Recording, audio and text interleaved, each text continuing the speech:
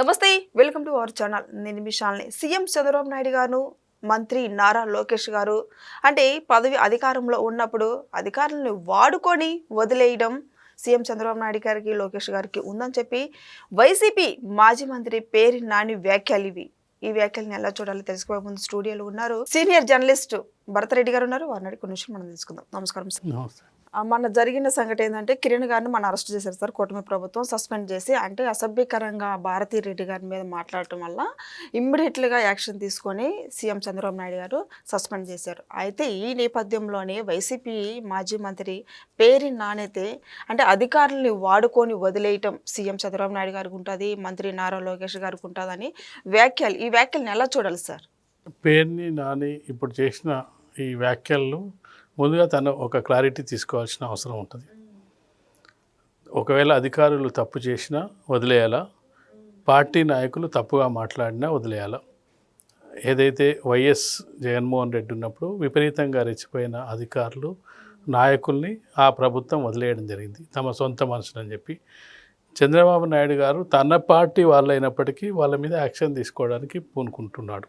అది కరెక్టా లేకపోతే తప్ప అనేది పేర్ని నాని చెప్పాల్సి ఉంటుంది.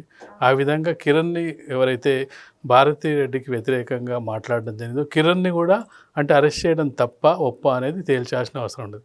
ఎందుకంటే భాష విషయంలో ఎవరైనా కూడా కొంత రాజకీయాల్లో ఉన్నప్పుడు అదుపులో ఉంచుకోవాల్సిన అవసరం ఉంటుంది. దాంతో పాటుగా రాజకీయాల్లో విమర్శలు ప్రతి విమర్శలు ఉంటాయి, కానీ అది వ్యక్తిగత విమర్శలకు పోవడమే కాకుండా ఇంట్లో వాళ్ళ దగ్గరికి వెళ్ళడం తీసుకొచ్చిన కల్చర్ ఓవర్ది అనేది మనం చూడాల్సిన అవసరం ఉంటుంది. ఇంట్లో వాళ్ళకి ఏం సంబంధం, రాజకీయాల్లో లేని వాళ్ళని కూడా రాజకీయాల్లోకి లాగుతున్న సందర్భాన్ని మనం చూడొచ్చు.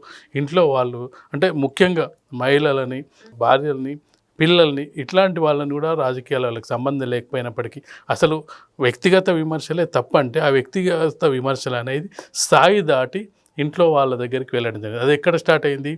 చంద్రబాబు నాయుడు గారు దాదాపు ఉమ్మడి రాష్ట్రానికి 2 సార్లు ముఖ్యమంత్రిగా చేయడం జరిగింది, 2 సార్లు ప్రతిపక్ష నాయకుడిగా ఉండడం జరిగింది. అలాగే చూసుకున్నట్టయితే ఆంధ్రప్రదేశ్ ఏర్పడిన తొలి ముఖ్యమంత్రిగా కూడా చేయడం జరిగింది. అలాంటి వ్యక్తిని ఉద్దేశించి అసెంబ్లీలో పరుష పదజాలాన్ని వాడి భువనేశ్వరి గారిని కూడా విమర్శించడం జరిగింది, వ్యక్తిగత దూషణలు చేయడం జరిగింది. ఆ రోజు చంద్రబాబు నాయుడు కన్నీళ్ళు కూడా పెట్టుకోవడం జరిగింది. అతని వయసుకు కూడా గౌరవం ఇవ్వలేదు. అంటే అతని కొడుకు వయసులో ఉండే జగన్మోహన్ రెడ్డి తన పార్టీ నాయకులు వ్యక్తిగత విమర్శలు చేస్తుంటే ఇది తప్పు అని చెప్పలేకపోయాడు. అక్కడి నుంచి చంద్రబాబు నాయుడు బయటికి వచ్చి కన్నీళ్ళు పెట్టుకొని నేను మళ్ళీ అసెంబ్లీకి రాను, మళ్ళీ గెలిస్తేనే వస్తానని చెప్పి బయటికి రావడం జరిగింది. అంటే అప్పుడు కనుక వాళ్ళ పార్టీ నాయకుల్ని, మిగతా వాళ్ళని కనుక అదుపులో ఉంచుకున్నట్టయితే ఇప్పుడు ఈరోజు వైఎస్ జగన్మోహన్ రెడ్డి భార్య అయిన భారతీ రెడ్డి మీద ఇప్పుడు విమర్శలు వచ్చేవి కావు. ఎందుకంటే తన దాకా వచ్చినప్పుడు తెలుస్తుంది అనేది. ఇప్పుడు ఏదో కిరణ్ చేసిన విమర్శల్ని ఎవరు సమర్థించట్లేదు, అది తప్పు. ఎందుకంటే ఎవరైనా ఇంట్లో వాళ్ళ విషయంలో ఇంట్లో వాళ్ళని విమర్శించొద్దు, వాళ్ళకి సంబంధం లేదు, వాళ్ళు రాజకీయాల్లో ఉన్నా ఉండకపోయినా వ్యక్తిగత విమర్శలు అనేది కరెక్ట్ కాదు.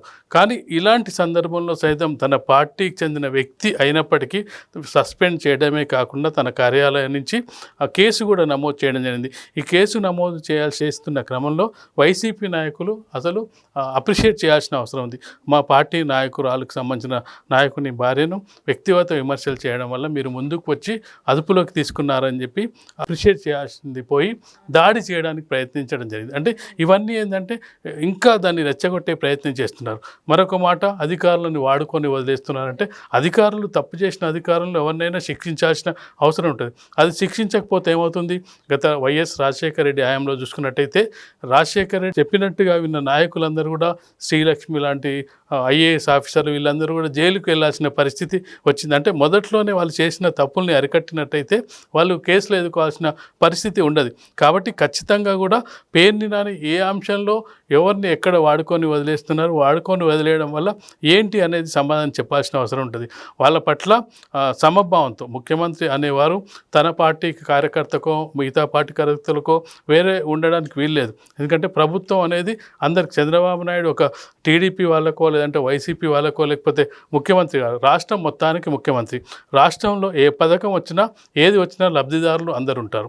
లబ్ధిదారులు వైసీపీ వాళ్ళు ఉండొచ్చు, టీడీపీ వాళ్ళు ఉండొచ్చు, బీజేపీ వాళ్ళు ఉండొచ్చు, అందరు ఉండొచ్చు. కాబట్టి ముఖ్యమంత్రిగా మనం ఎక్కడికెళ్ళి వెళ్ళినా మీ రాష్ట్ర ముఖ్యమంత్రి ఎవరంటే చంద్రబాబు నాయుడు, దేశ ప్రధాని ఎవరంటే ప్రధాని. అంటే అంతే గెలిచిన తర్వాత ప్రధాని హోదాలో పార్టీ వేరు. నువ్వు టీడీపీని తిట్టొచ్చు, ఏమైనా చేయొచ్చు, ఆ పార్టీలో జరుగుతున్న అవినీతికి సంబంధించో లేకపోతే వాళ్ళ హామీలు నెరవేర్చలేకపోతున్నా వాటిని విమర్శించవచ్చు. కానీ ముఖ్యమంత్రి ప్రజలు వాళ్ళు మేనిఫెస్టోను చూసి అధికారాన్ని అప్పగించడం జరిగింది. అధికారం ఇచ్చిన తర్వాతనే వాళ్ళు ఇప్పుడు ఏ విధంగా ఎవరి మీద యాక్షన్ తీసుకోవాలనేది చూసుకుంటారు. కాబట్టి పేర్ని నాని ఇప్పటికైనా ఒకవేళ తప్పు చేసిన అధికారులని వదిలేయాలన్నా లేకపోతే ఈ విధంగా వ్యక్తిగత విమర్శలు చేసిన వాళ్ళని వదిలేయాలన్నా చెప్పాల్సిన అవసరం పేర్ని నానికే ఉందని ఇప్పుడు అర్థమవుతుంది. అలానే గోరంట్ల మా కూడా సేమ్ కిరణ్ గారి మీద దాడి చేయడానికి ప్రయత్నించాడు. దీన్ని ఎలా చూడాలి సార్? ఖచ్చితంగా ఇప్పుడు కిరణ్ ఏ విధంగా అరెస్ట్ చేశారో వ్యక్తిగత విమర్శలు చేయడం వల్ల తన పార్టీ అయినప్పటికీ అతను దాడి చేసినప్పుడు అతను కూడా ఇప్పుడు లా అండ్ ఆర్డర్ సమస్యలు ఇప్పుడు ఒక క్రిమినల్స్నే హత్య చేయబడ్డ వాళ్ళకే హైకోర్టు చాలా ఫెసిలిటీస్ ఇస్తుంది, కోర్టులు చాలా ఫెసిలిటీస్ ఇస్తుంది. వాళ్ళకు ఉరిశిక్ష ఖరారు కావడానికి చాలా వాయిదాలు ఉంటాయి, వాళ్ళ తరపు ఏం జరిగిందని వింటారు, ఇవన్నీ జరుగుతాయి. అతను విమర్శలు చేశాడు, దానికి సంబంధించి వెంటనే ప్రభుత్వ పరంగా పార్టీ పరంగా యాక్షన్ తీసుకోవడం జరిగింది. పోలీసులు రిమాండ్లోకి తీసుకోవడం జరిగింది, పోలీసుల అదుపులో ఉన్నారు. అలాంటప్పుడు నువ్వు దాన్ని చట్టాన్ని నీ చేతిలోకి ఎలాగ తీసుకుంటావు? ఒకవేళ పోలీసులు అరెస్ట్ చేయకపోతే అప్పుడు అతని మీరు ఎందుకు అరెస్ట్ చేస్తలేరని చెప్పి అతని మీద చాలా సందర్భాలు ఇంటి మీద దాడి చేస్తుంటారు, అలాంటివి చేస్తుంటారు. ప్రభుత్వం ఇమీడియట్గా రియాక్ట్ అయ్యి చర్యలు తీసుకోవడానికి పూనుకున్నప్పుడు నువ్వు మళ్ళీ వ్యక్తిగతంగా నువ్వు వెళ్ళి అతని మీద ఏం చేస్తావు అంటే కొట్టి నువ్వు లా అండ్ ఆర్డర్ను నీ చేతిలోకి తీసుకోవడానికి వీల్లేదు కదా. ఈవెన్ దో పోలీసులకే కొట్టే అధికారం లేదు. వాళ్ళు తీసుకున్న తర్వాత రిమాండ్ తీసుకున్న తర్వాత కోర్టుకు సబ్మిట్ చేయాల్సి ఉంటుంది, రిమాండ్కి పంపాల్సిన అవసరం ఉంటుంది. కానీ పోలీసులకే లేని అధికారం నువ్వు అతనికి శిక్ష చేసే అధికారం లేదు. కాబట్టి ఖచ్చితంగా వైసీపీ గతంలో ఏం చేసిందో ఇప్పుడు ఆ విధంగా చేస్తే అంటే కుదరదు అని తెలుసుకోవాల్సిన అవసరం అయితే వైసీపీ నాయకులకు ఉంది. అలాగే ఆ టైంలోనే 11 మందిని సస్పెండ్ చేసింది కూడా మనకు వార్తలు వచ్చాయి. దీన్ని ఎలా చూడు? అదే చట్టం తన పని తాను చేసుకున్న పోతున్నప్పుడు నాయకులనైనా ఎవరైతే అధికారులైనా ఎవరినైనా సస్పెండ్ చేసే అవకాశం ఉంటుంది. ఎందుకంటే అక్కడ పరిస్థితులకు అనుగుణంగా వ్యవహరించాల్సిన ఉంటుంది. ఇప్పుడు నా ప్రభుత్వం ఉంది, నాకు నచ్చిన వాళ్ళను నేను అరెస్ట్ చేస్తాను, నాకు నచ్చిన వాళ్ళని అరెస్ట్ చేయకుండా ఊకుంటా అనడానికి వీల్లేదు. గతంలో జరిగిన పొరపాట్లను సరిదిద్దాల్సిన అవసరం అయితే ఉంటుంది. అధికారులు తప్పు చేసినట్టే అధికారుల మీద చర్యలు ఉంటాయి, నాయకులు తప్పు చేసినట్టయితే నాయకుల మీద చర్యలు ఉంటాయి.